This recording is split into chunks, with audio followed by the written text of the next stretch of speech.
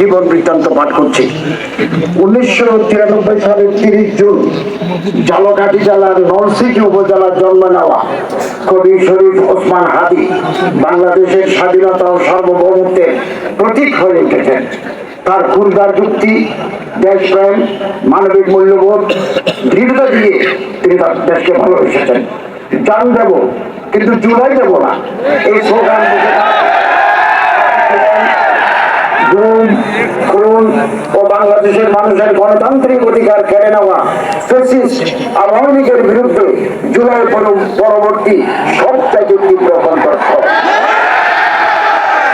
বাংলাদেশের সাংস্কৃতিক ন্যারেটিভ নির্মাণে শরিক হওয়ার জন্য প্রতিষ্ঠা করেছিলেন ইনকিলাব কালচারাল সেন্টার।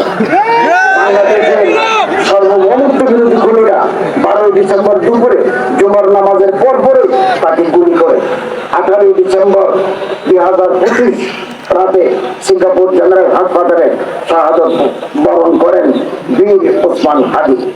ওরা ওসমান হাদীকে বিচ্ছিন্ন করতে চেয়েছিল, আর ওসমান হাদী হয়ে উঠলেন আমাদের সবচেয়ে বড় প্রতীক, স্বাধীনতা এবং সার্বভৌমত্ব। এবং অসংখ্য না হলে আমার দিকে আল্লাহ তাকে সম্মানিত